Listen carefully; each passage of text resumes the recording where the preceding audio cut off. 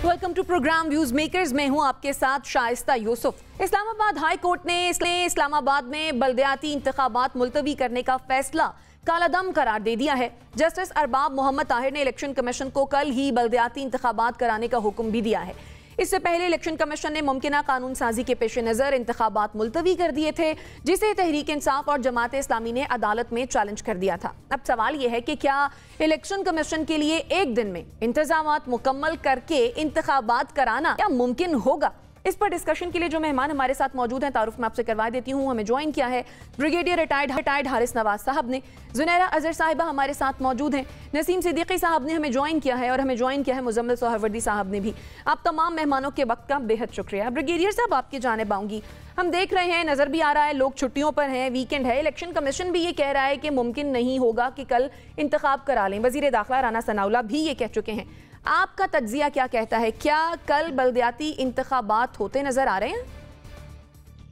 देखें शाइस्ता, बात यह है कि पहले तो इलेक्शन कमीशन डिसीजन जो था ना वो क्वेश्चनेबल था।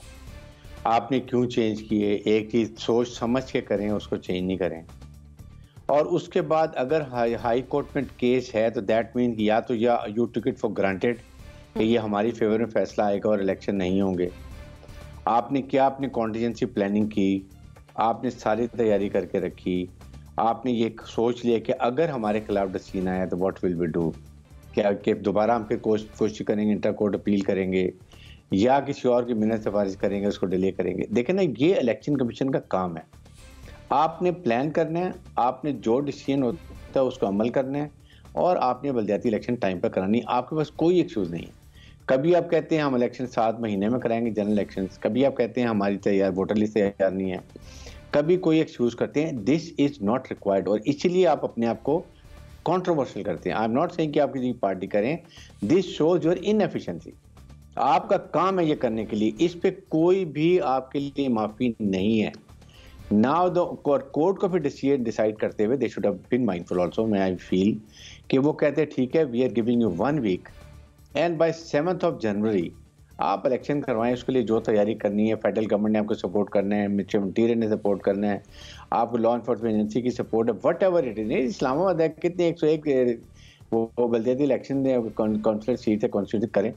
तो आप ये कोर्ट को भी सोचना चाहिए कि फिर उसके ऑर्डर को रिवर्स न किया जाए। आई एम श्योर अगर ये जाते हैं कहीं इमीडिएट में जाते हैं तो इनको 1 हफ्ते की रिलीफ वो मिलनी भी चाहिए। आई स्टिल फील के इट इज़ नॉट पॉसिबल, लेकिन कोर्ट को भी आज से 10 दिन पहले फैसला दे देना चाहिए था।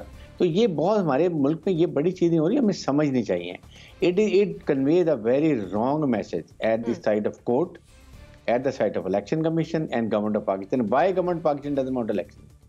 बिकॉज या तो उनको ये फील होता है हम हार जाएंगे, whatever the reason, let the people decide. Islamabad के यही हमारे मुल्क में हम अवाम के मैंडेट को अहमियत नहीं देते। फिर बात करते हैं जमहूरियत, फिर बात करते हैं आइन, फिर बात करते हैं कानून। कौन सा आइन एंड कानून when you don't bother about this thing? जैसे पाकिस्तान ज्यादा तो कोई चीज नहीं है ना। तो आपको ये सोचना, जब हम कहते हैं टेक्नोक्रेट गवर्नमेंट, आइन कानून में नहीं है। क्या आइन कानून में करप्शन अलाउड है? आइन कानून में चोर बताए अलाउड है? आइन कानून में पाकिस्तान के अवाम को ऐसे पैसा लूटना अलाउड है? आपको तोशाखाना 100 चीजें लेनी अलाउड है? Nothing is allowed, it is all. So you have to ensure कि आप पाकिस्तान की रियासत के लिए कुछ काम करें और पाकिस्तान को एक दुनिया में एक मिसाली हुकूमत कायम करें। सही। मुजम्मिल सोहरवर्दी साहब, हम बैठकर पंजाब और सिंध के बल्दियाती इंतखाबात को तो रोते ही हैं, लेकिन यहाँ तो विफाक में भी यही दुख है, क्योंकि वजीर दाखिला राना सनाउल्लाह साहब ये कह रहे हैं कि 4-5 महीने तक तो इंतखाबात मुमकिन ही नहीं है। तो पंजाब में हो गए हैं पिछले 4 साल में बल्दियाती इंतखाबात, नहीं, और ये इंतखाबात भी 2020 से ड्यू थे। क्या इमरान खान के दौर में हो गए थे? क्या इमरान खान के दौर में हो गए थे? पिछले 4-4.5 साल से इमरान खान की पंजाब में हुकूमत है, उन्होंने बल्दियाती इंतखाबात करा दिए हैं। ये एक तो कोई भी अदालत का जो फैसला है वो कॉमन सेंस से बाहर तो नहीं हो सकता। अगर फैसला ऐसा है जिसमें दरामद नहीं हो सकता तो जज ने कोई जुडिशियल पॉइंट स्कोरिंग तो कर ली होगी, लेकिन जिस फैसले पर अमल नहीं हो सकता उसको देने की ज़रूरत क्या है? ठीक है, ड्यू कोर्स ऑफ टाइम दे देते हैं कि इतने अरसे में कराते हैं, शेड्यूल यही रहेगा, तो हम आज बेहतर पोजीशन में होते हैं कमेंट करने की। मुजम्मिल साहब, हम अदालत के फैसले पर कता कलामी की माफी चाहूंगी, लेकिन मैं यहाँ ये बताती चलूं कि हम अदालत के फैसले पर बात नहीं करेंगे, हम बस मुमकिनात पर बात करेंगे। नहीं, अब डिसीजन हो गया, अब हम कर सकते हैं। मुमकिनात तो फिर यही है कि एक दिन में इलेक्शन नहीं हो सकता, और दूसरी मुमकिनात बात यह है कि पंजाब जो सबसे बड़ा सूबा है पंजाब का, वहाँ पर बल्दियाती इंतखाबात का कोई दूर दूर तक अभी तक इम्कान नज़र नहीं आ रहा। और मैं तो पहले भी समझता हूँ कि पूरे पाकिस्तान में यकसा बल्दियाती निज़ाम होना चाहिए। 1.5 इंच की जो मसाजिद हैं कि कराची का अलग, सिंध का अलग, लाहौर का अलग, लाला मूसा का अलग, कोयटा का अलग और इस्लामाबाद का अलग, ये कोई बल्दियाती निज़ाम नहीं है, ये मजाक है। हमें पूरे पाकिस्तान के लिए एक बल्दियाती निज़ाम बनाना चाहिए। उस जिस तरह सूबाई हुकूमतों का एक निज़ाम है, वफाकी हुकूमत का एक निज़ाम है, इस तरह बल्दियाती भी एक निज़ाम होना चाहिए और उसकी इस तरह एक इलेक्शन डेट होनी चाहिए। और मैं समझता हूँ जिस तरह कौमी असम्बली और सूबाई असम्बली के इंतखाबात एक दिन होते हैं, उसी दिन बल्दियाती इंतखाबात भी होने चाहिए।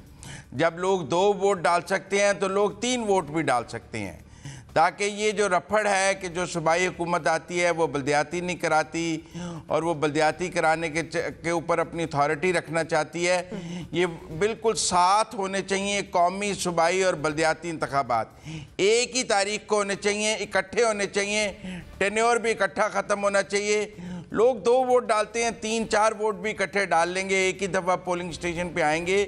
और मैं समझता हूँ ये रिफॉर्म्स की ज़रूरत है। अलग अलग हिस्सों में अलग अलग मौके पे इंतखाबात कराना ठीक नहीं है। फिर मैं ये भी समझता हूँ कि हमें इलेक्शन कमीशन को खुद मुख्तारी देनी चाहिए। ये इलेक्शन कमीशन जो है ये अदालतों के पास यरगमाल है, उसका हर फैसला ऐसे अदालत में चैलेंज हो जाता है जैसे वो कोई बहुत ही मामूली किसी का फैसला हो। इस तरह तो सूबाई सेक्रेटरीज के फैसले चैलेंज नहीं होते जिस तरह इलेक्शन कमीशन के फैसले चैलेंज होते हैं। उसको मुकम्मल खुद मुख्तारी मिलनी चाहिए और ये जो अदालतों ने उसे यरगमाल बनाया हुआ है कि उसका हर ऑर्डर जाके वहाँ पर चैलेंज होता है, ये भी ख़त्म होना चाहिए। सही, ये बात दुरुस्त है कि रिफॉर्म्स की भी ज़रूरत है और पूरे पाकिस्तान में एक बल्दियाती निज़ाम होना चाहिए। ये आपकी राय है मुजम्मिल साहब, आपका पॉइंट आ गया। जुनैरा, आपकी जानिब आऊँगी। एक दिन पहले अदालत की जानिब से ये अहकामात आ जाते हैं कि अगले दिन इंतखाबात कराने हैं। जल्दबाजी में होने वाले इंतखाबात और इंतजामात और नताइज पर आपके ख्याल में क्या सवालिया निशान नहीं उठेंगे?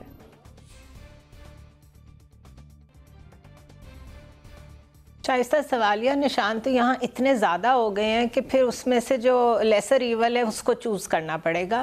क्योंकि अगर सवालिया निशानों पे बात की तो फिर तो पूरा सिस्टम ही एक सवालिया निशान बना हुआ है ना इस वक्त जो चल रहा है। तो मेरे ख्याल है बहुत खुशाइंद फ़ैसला है, गो कि आइडियल नहीं है बट बहुत खुशाइंद है। उसकी प्रॉब्लम ये है कि ये बातें करने में तो कोई हर्ज नहीं है कि हर जगह एक जैसे बल्दियाती इलेक्शंस एक टाइम पे एक टेन्योर पे बिल्कुल ऐसे ही होना चाहिए। आइडियल सिचुएशन यही कहती है, बट हकीकत ये है कि हूसोएवर इज़ इन पावर, उसकी कोशिश ये होती है कि डेवोल्यूशन ऑफ पावर ना हो, सब कुछ हमारे हाथ में रहे।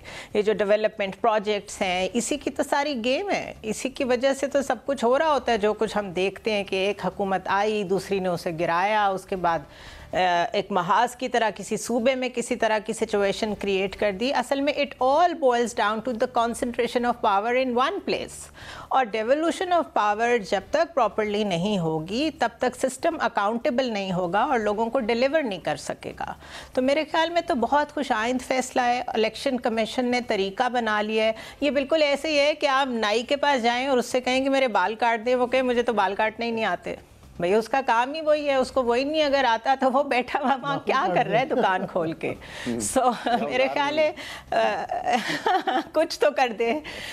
तो एग्जैक्टली तो इसलिए कुछ तो करना है ना, या फिर इलेक्शन कमीशन डिसॉल्व कर दें, कोई ऐसा सिस्टम ले आए कि आपके पास ही बैलेट बॉक्सेस पड़े हों, आपकी मर्जी है जब मर्जी बाहर निकाल के रखें और अपनी मर्जी के लोगों से वोट डलवाएं और कहें बस हम इसमें से फैसला कर लेंगे। सो आई थिंक इसी तरह धक्का स्टार्ट सिस्टम है हमारा, उसको इसी तरह के धक्कों से आगे लेके चलना पड़ेगा।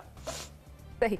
नसीम सिद्दीकी साहब, कल इंतखाबात होने की सूरत में क्या होगा और अगर कल इंतखाबात नहीं होते तो क्या होगा?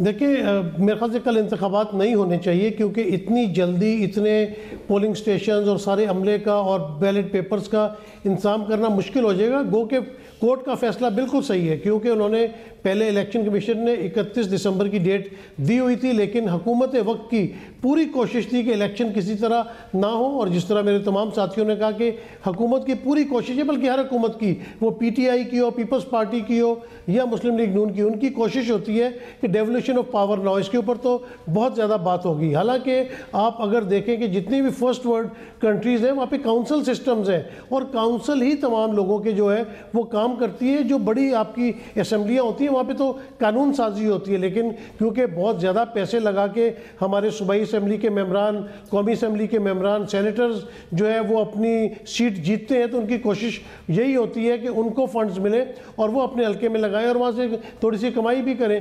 तो बात यह कि इलेक्शन कमीशन की जिस तरह अभी बात हो रही थी कि उनको खुद मुख्तार बनाया जाए, इससे ज़्यादा क्या खुद मुख्तार बनाना है। वो तो क्या कहते हैं कि हुकूमत का जो है वो एक घर की लौंडी बनी हुई है इस वक्त। जिस तरह उनका रवैया है, उनका क्या काम है? उनका इलेक्शन कमीशन का काम है आप इलेक्शन करवाएं। आप हल्का बंदियों के चक्कर में पड़े हुए हैं। आप कह रहे हैं हमें 7 महीने चाहिए, फिर हमें कह रहे हैं कि फ़लाँ इतना टाइम चाहिए। तो आप जो इतने पर्क्स ले रहे हैं, करोड़ों रुपए के आप मफादात उठा रहे हैं हुकूमत से, लेकिन आप इलेक्शन नहीं कमा सकते। जिस तरह बिल्कुल जुनैरा ने सही मिसाल दी कि जिस काम के लिए आपको रखा है वो काम नहीं कर रहे, तो फिर आपसे और कौन सा काम करवाना है? तो ये कि हुकूमत के बिल्कुल ताबे हुए इमरान खान साहब बिल्कुल ये कहते हैं कि जो इलेक्शन कमिश्नर है वो बिल्कुल एक लगता है कि पार्ट एंड पार्सल है PDM का ना, कि जो PDM की हुकूमत फैसले कर रही है या जिस तरफ जाना चाह रही है, इलेक्शन कमीशन बिल उनके पीछे पीछे चले जाते हैं। इलेक्शन कमीशन खुद मुख्तार बॉडी है, वो कितने चीज़ें तो वो खुद से उसका एक्शन लेती हैं। तो उनको चाहिए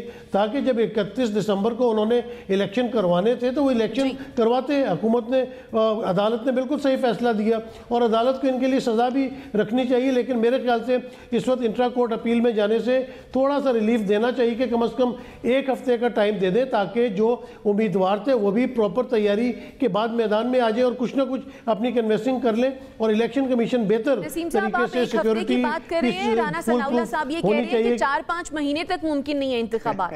ये तो भाग रहे हैं इलेक्शन से, इसका मतलब है ना उनको तो वो जो है ना वो डर और खौफ नजर आ रहा है। उनको तो नजर आ रहा है कि उन्होंने तो हारना ही है। वो तो चाह रहे हैं कि अब इलेक्शन हो ही ना, बस सारी उम्र के लिए जो है ना वो अपना PDM को हुकूमत दे दी जाए। ब्रिगेडियर साहब, अगर तो इलेक्शन कमीशन और इस्लामाबाद हाई कोर्ट से हटकर बात करें तो क्या ख्याल है, हुकूमत अब बल्दियाती इंतखाबात से भी घबरा रही है? That is exactly what it is. और यही वो इलेक्शन कमीशन प्रेशर डाल के उन्होंने इसको चेंज कराई थी डेट। वो तो घर से निकलने के लिए घबराते हैं। इस्लामाबाद में टोटल 101 आपकी वो काउंसिलर की सीट्स हैं। What is the issue? आप इसको आराम से इस्लामाबाद की हदूद के अंदर 27 किलोमीटर आपकी हुकूमत भी है फेडरल गवर्नमेंट की। इलेक्शन कमीशन ऑफ पाकिस्तान से एक सवाल पूछना चाहिए। आपने हर दफा डिले करते हैं, आपने पिछले 4 साल से क्या किया? आपने क्यों तैयारी नहीं की है? आपने क्यों वोटर लिस्टें तैयार नहीं की हैं? आपने हुकूमत को क्यों नहीं बताया कि हमें ये प्रॉब्लम है मरदमशुमारी की, हमारे ये मसले हल करें, हम नई मरदमशुमारी के मुताबिक जाना चाहते हैं। बात ये है, आप अगर हुकूमत की तरफ देखेंगे, मैं इसलिए कहता हूँ कि खुदा के लिए सिलेक्शन ऑफ जो एक इलेक्शन कमिश्नर है ये चेंज करें, हुकूमत ऑपोजिशन को ख़त्म करें। It should be judicial commission के थ्रू लेकर आएँ ताकि इम्पार्शल अनबायस्ड इलेक्शन कमीशन आए जो कि बिल्कुल प्रॉपर तरीके से अपना काम करे। ठीक, जुनैरा, अगर तो सियासत से हटकर बात की जाए और टेक्निकल बुनियादों पर बात की जाए तो आपके ख्याल में इन बातों में कितना दम है? जैसे कि राना सनाउल्लाह ये कह रहे हैं कि 1000 पोलिंग स्टेशंस हैं, रेंजर्स और FC को भी बुलाना है, थ्रेट अलर्ट्स भी हैं, तो क्या अगर इन चीज़ों को सामने रखा जाए तो टाइम मिलना चाहिए? वेल, मैक्सिमम 1 वीक, इससे ज़्यादा तो नहीं मिलना चाहिए, बिकॉज ये भी इनकी नाअहली की वजह से ये नौबत आई है ना। और टेररिज्म भी अभी माउंट हुआ है। डिले टैक्टिक्स तो ये पिछले 7-8 माह से मुस्तकिल यूज़ कर रहे हैं। देखें, इंटेंट देखते हैं, पॉलिटिकल इंटेंट क्या है इनकी। बेसिकली इन्होंने सिलेक्टेड लोगों के जब इस्तीफ़े मंजूर किए तो इनका ख्याल था बहुत कम मार्जिन है और यहाँ पे हमें कोई प्रॉब्लम नहीं होगा, तो इनको सरप्राइज़ मिला कि वहाँ भी PTI जीत गई। उसके बाद जो और बाय पोल्स हुए उसमें भी PTI जीत गई। अभी अगर किसी भी सेलुलर लेवल पे, बल्दियाती लेवल पे जहाँ पे भी इनको थोड़ा सा चैलेंजिंग प्लेटफॉर्म मिलेगा ना, ये इसे अवॉइड इसलिए कर रहे हैं कि ऑप्टिक्स पे बहुत ज़्यादा शर्मिंदगी उठानी पड़ती है इन्हें कि मुस्तकिल इनके कैंडिडेट्स हार रहे हैं एंड ऑल दैट। लेकिन ये नहीं समझ रहे कि जो सिचुएशन इनके हाथ में नहीं आ रही, चीज़ें आउट ऑफ कंट्रोल हैं, इकोनॉमी कंट्रोल में नहीं है, बेहतर है अच्छे बुरे हालात में कम से कम ये क्लेम करें कि हम फिर भी इलेक्शन कराएंगे, व्हाटएवर। हम जमहूरियत लाना चाहते हैं, हम सिस्टम को डीरेल नहीं होने देना चाहते, चाहे हम हारे, हम चाहते हैं कि सिलसिला चलता रहे। लेकिन जब ये रोकते हैं ना, वहाँ इनकी पॉलिटिकल इल इंटेंट सामने आती है और ये एक ग्रैब की शक्ल में, पॉलिटिकल ग्रैब की शक्ल में सामने आते हैं कि एक टोला जिसे मुसल्लत कर दिया गया है और वो अब कुछ भी किसी को देने को तैयार नहीं है। सही। अच्छा, एक सवाल मुजम्मिल साहब और नसीम सिद्दीकी साहब, आप दोनों से मैं करना चाहूंगी। मुजम्मिल साहब, पहले आपके जानिब आऊंगी। आपके ख्याल में हुकूमत को इंतखाबात कराकर ज्यादा सियासी नुकसान होगा या फिर मुलतवी कराकर? मेरे ख्याल में मुलतवी कराकर ज़्यादा नुकसान होगा, करवाने से इतना नुकसान नहीं होगा। मेरा मतलब है लोग इंतखाबात हैं, हो जाएंगे तो अगर कोई इस्लामाबाद का मेयर आ भी जाएगा पीटीआई का, तो उससे उनकी हुकूमत या इख्तियारात पे क्या फ़र्क पड़ेगा। आप सुबह कौमी असम्बली में उसके इख्तियारात कम कर देंगे, जैसे कि केपी में अगर वो जहाँ पेशावर में और दूसरी जगहों पर पीटीआई के मेयर नहीं जीत सके तो उन्होंने बाद में अपना लोकल बॉडीज़ का लॉ अमेंड कर दिया, पंजाब में नहीं कराया आज तक। आज सब बड़ा ग्रैब और सब कह रहे हैं कि इनको पावर ग्रैब है। वो जो डेवोल्यूशन के नाम पर इक़्तिदार में आई थी पार्टी और जो कहती थी कि हम तो इक़्तिदार निचली सतह तक मुंतकिल करने आए हैं, उन्होंने कहाँ करा दिए पंजाब में बल्दियाती इंतखाबात। आज जब वो इस्लामाबाद में बल्दियाती इंतखाबात पर तालियां बजा रहे हैं तो पंजाब के अनाउंस कर दें। पंजाब का बिल तो आज भी पंजाब असेंबली में फंसा हुआ है, 6 बार उसमें अमेंडमेंट कर चुके हैं। एक लोकल बॉडी का बिल नहीं है 4 साल में पंजाब में बना सके। और दूसरों को बातें करना बहुत आसान है, पॉलिटिकल पॉइंट स्कोरिंग के लिए हम एक आंख और एक नजर से देखते हैं, जो मेरे ख्याल में यानी आपके ख्याल में इंतखाबात मुलतवी करा के ज्यादा नुकसान होगा हुकूमत को। आपका पॉइंट आ गया। नसीम सिद्दीकी साहब, आप इत्तफाक करते हैं? जी बिल्कुल, हुकूमत को जो इंतखाबात मुलतवी करने की उनकी बात चल रही है उससे बहुत सख्त नुकसानात हो रहे हैं। उनको चाहिए कि वो इलेक्शन के मैदान में आए। जैसे मुजम्मिल ने पहले भी अक्सर कहा है कि वक्त एक जैसा नहीं रहता। जैसे एक वक्त था कि पीटीआई की गवर्नमेंट थी, वहाँ पे मुस्लिम लीग नून जीत रही थी। अगर पिछले ज़मनी इंतखाबात इमरान खान जीते हैं तो कुछ इंतखाबात जीत के वक्त के साथ साथ चेंजेस आना शुरू हो जाती हैं, लोगों के माइंड जो है वो चेंज होना शुरू हो जाते हैं। तो इस वक्त जो हुकूमत ये तासुर दे रही है कि इलेक्शन बिल्कुल नहीं कराना, जिस तरह वो खौफजदा नज़र आ रहे हैं और बिल्कुल जिस तरह अभी जुनैरा ने टोले की बात की तो उनका जो उड़न खटोला है वो इस वक्त इलेक्शन कमीशन बना हुआ है। दोनों बदनामी अपने जिम्मे ले रहे हैं। इलेक्शन कमीशन का जो काम है उनको वक्त के ऊपर काम करवाना चाहिए। उनकी बहुत ज़्यादा सरजनिश हुई है हाई कोर्ट और सुप्रीम कोर्ट के अंदर। तो मेरे ख्याल से हुकूमत को चाहिए कि वो इलेक्शन करवाए, हारे या जीते, लेकिन उनको चाहिए कि इलेक्शन करवाए। ठीक, हुकूमत को चाहिए कि इंतखाबात करवाए, भले वो हारे या जीते, क्योंकि मुलतवी कराने की सूरत में ज्यादा नुकसान होगा। आपका पॉइंट आ गया नाज़रीन। छोटी सी एक ब्रेक लेते हैं और फिर वापस आते हैं। स्टे विद अस।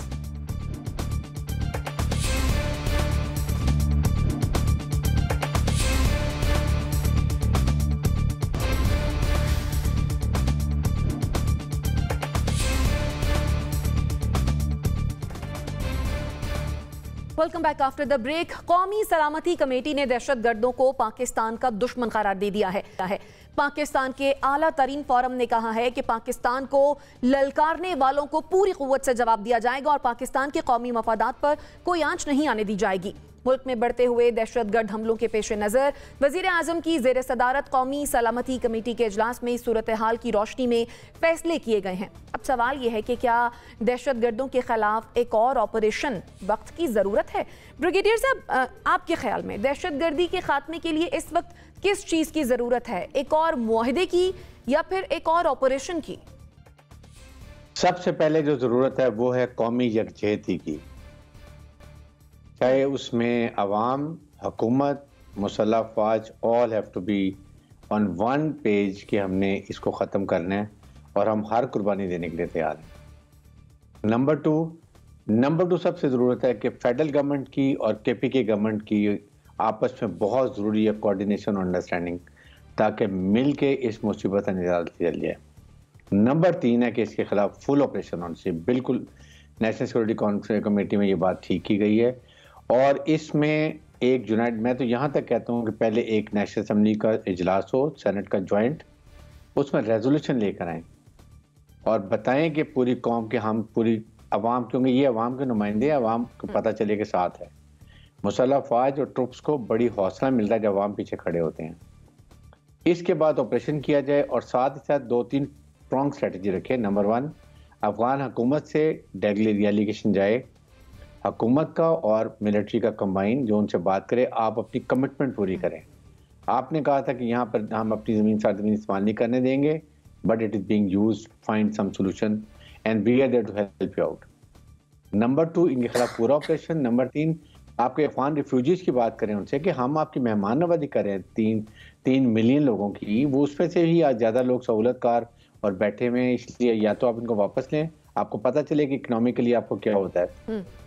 और उसके साथ मुसल्लह फौज फुल ऑपरेशन की एक ज़रूरत है, जिसमें पाकिस्तान आर्मी, पाकिस्तान की एविएशन और उसके बाद एयरफोर्स और American, Afghani should be told कि अगर आप नहीं कंट्रोल करेंगे, हम सरहद पार भी सर्जिकल स्ट्राइक करेंगे, ताकि हम नहीं चाहते हमारे को नुकसान हो। इस वक्त सबसे, जब हुकूमत कमज़ोर हो, प्रोविंशियल गवर्नमेंट की, फेडरल गवर्नमेंट की आपस में मांगी ना हो, तो लोग सर उठाते हैं और उनका फ़ायदा उठा रहे हैं। तो आई थिंक ये हमारे लिए बहुत ज़रूरी है। The whole nation, you fight as a nation, you never fight कि आर्मी अलहदा है, फौज अलहदा और अवाम अलहदा सोचते हैं। It can never be done. सही। जुनैरा, इस बात में कोई शक नहीं है, कोई दो राय नहीं है कि हम सभी दहशतगर्दी के खात्मे के लिए पुरअज़्म हैं, लेकिन मुल्की मईशत क्या इस वक्त हमें इजाज़त देती है कि एक और बड़ा ऑपरेशन होने जाए?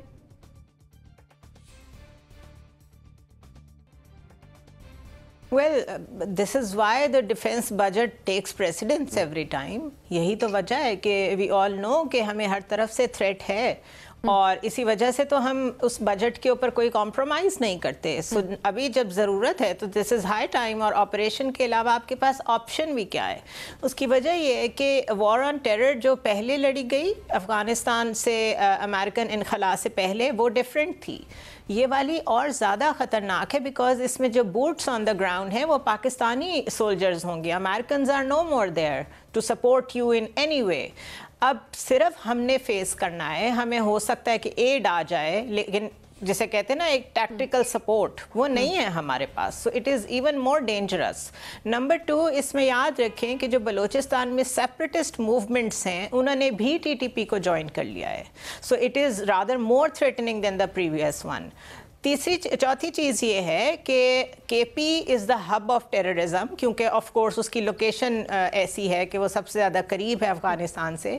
और आज की नेशनल सिक्योरिटी कॉन्फ्रेंस में ये कंफर्म करके मैं आपको बता रही हूँ कि महमूद खान जो वहाँ के वज़ीर आला हैं उनको बुलाया ही नहीं गया।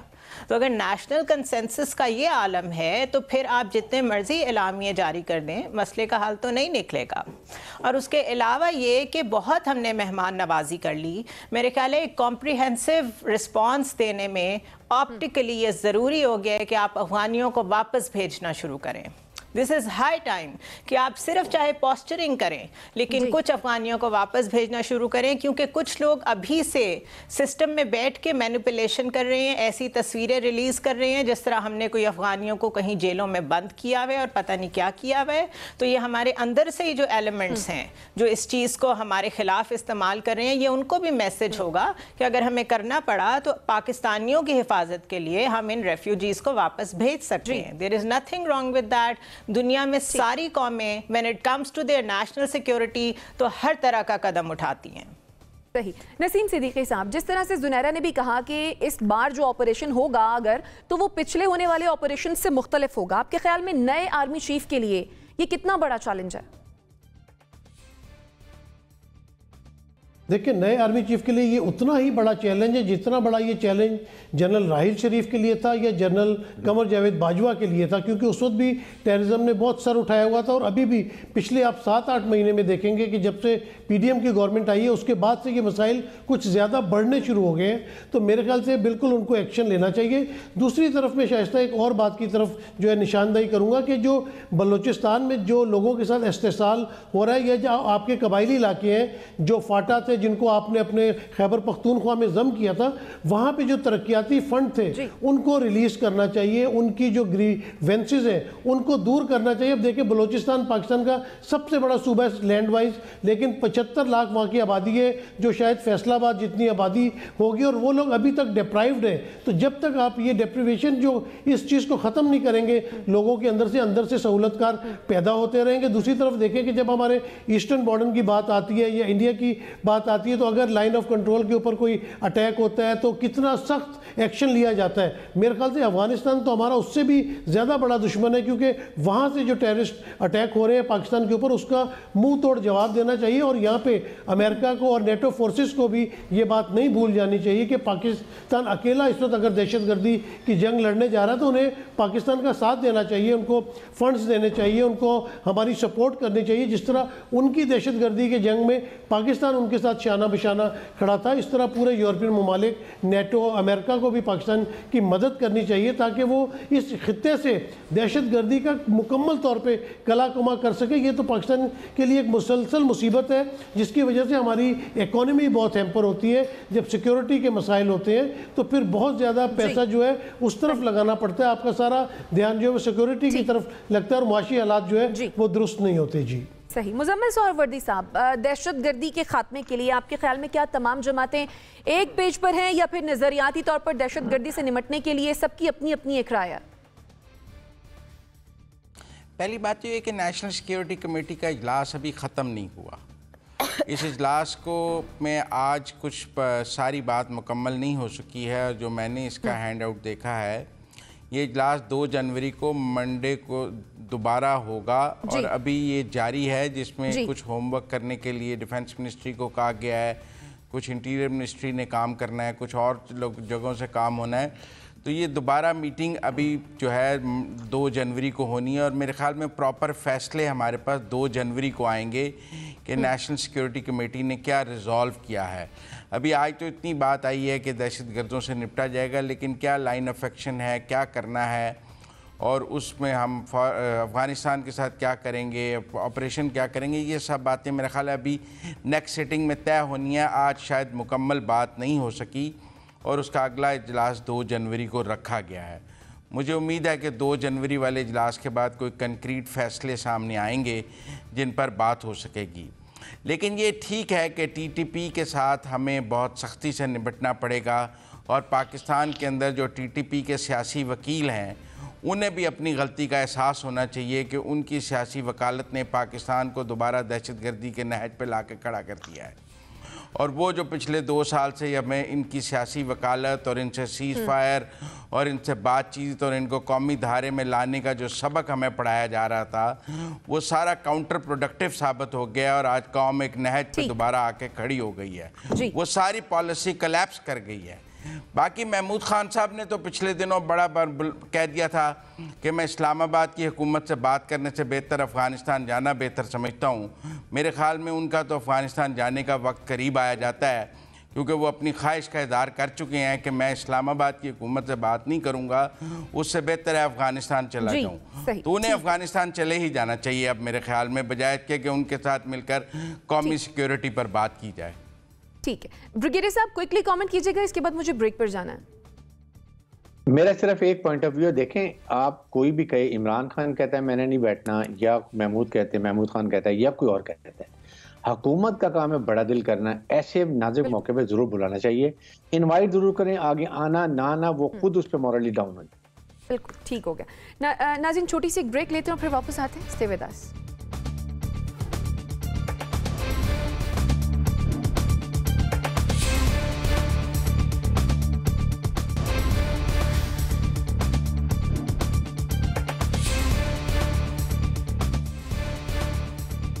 Welcome back after the break. Muttahida Qaumi Movement Pakistan एक बार फिर मुत्तहिद होने लगी है। MQM के तमाम धड़ों ने इकट्ठा होने के लिए गवर्नर सिंध कामरान टेसोरी को ग्रीन सिग्नल भी दे दिया है। अब सवाल यह है कि पहले से मुश्किलात का शिकार तहरीक इंसाफ के लिए क्या कराची में नई मुश्किल खड़ी होने जा रही है? नसीम सिद्दीकी साहब, फारूक सत्तार, मुस्तफ़ा कमाल और खालिद मकबूल सिद्दीकी के मिलने से, यानी कि मुत्तहिद होने से, मुत्तहिदा वैसी जगह बना पाएगी जैसे पहले थी? देखिए बिल्कुल नहीं, इस वक्त कोशिश ज़रूर की जा रही है और आपको पता है जहाँ से ये कोशिश होती है, नॉर्थ पोल और साउथ पोल्स हैं, आपस में इनके इख्तलाफात हैं बहुत ज़्यादा।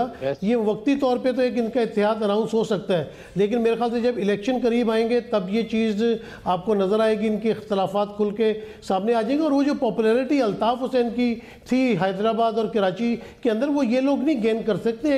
एक लीडर का जो करिश्मा होता है वो इनमें से किसी के पास भी नहीं है। इन्होंने अलग-अलग इलेक्शन लड़के देख लिया है, ना फारूक सत्तार साहब इतने वोट ले सके, ना मुस्तफ़ा कमाल जीत सके, और देखा कि एमक्यूएम पाकिस्तान भी जो एमक्यूएम ही थी एक्चुअल में उनका क्या हाल था। मेरे ख्याल से पीटीआई को ये वहाँ कोई ज़्यादा डैमेज नहीं कर सकेंगे, क्योंकि लोगों ने अपना जहन चेंज कर लिया है। जो यंग जनरेशन है वो पीटीआई के साथ है, तो मेरे ख्याल से इतनी बड़ी प्रैक्टिस करने के बावजूद ये पीटीआई के ऊपर कोई वहाँ पे बड़ा डेंट नहीं डाल सकेंगे, और मुझे नहीं लगता कि इनका इत्तेहाद जो है वो देर पा होगा। जी जुनैरा, क्या एमक्यूएम के यकजा होने से तहरीक इंसाफ को घबराना चाहिए?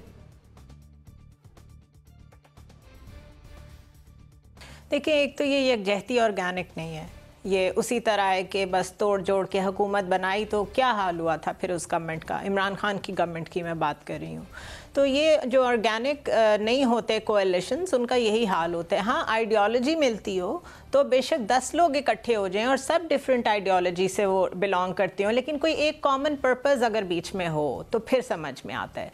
इन लोगों की अपनी डिविसिवनेस बहुत ज़्यादा है। अल्ताफ़ हुसैन इन्हें कंट्रोल तो कर लेते थे, उस वक्त ये लोग यूनाइटेड इस वजह से होते थे, लेकिन अब he is no more there, और अल्लाह ना करे वो वापस आएँ। दूसरा फैक्टर ये कि जो एक पीटीआई का ग्राफ है इस टाइम पे, वो एक अनप्रेसिडेंटेड चीज़ है पाकिस्तान में, and that will take its toll. वो तो एक दफ़ा अपना आप दिखाएगा। सो बहुत हाई लेवल पे मैनेजमेंट हो जाए वो और बात है, वैसे कोई घबराने की बात नहीं है पीटीआई के लिए। सही। ब्रिगेडियर साहब, क्या इस इत्तेहाद में आपके ख्याल में मुत्तहिदा के बानी का कोई किरदार हो सकता है? देखिए, मुत्तहिदा के बानी जो थे अल्ताफ़ हुसैन, उनका तो किरदार ख़त्म हो चुका है, ना कभी होना चाहिए, और ये बहुत अनफॉर्चुनेट है अगर उनको दोबारा किसी भी कैपेसिटी में उनको एक्टिवेट किया जाए। इसमें एमक्यू में सबसे बड़ा जो ड्रॉप है वो है कि दे डोंट है, जैसे नसीम सदीकी साहब ने कहा कि लीडर नहीं है। You need to have an inspiring leader to stand unite and then attract the people of Karachi toward their own side. और दरमियान में क्योंकि इमरान खान की लीडरशिप एक आ चुकी है और उन्होंने अपनी एक जगह बनाई हुई है, सो कंबाइन करना बिल्कुल ठीक है। पीटीआई को थ्रेट भी है, बिल्कुल ठीक है।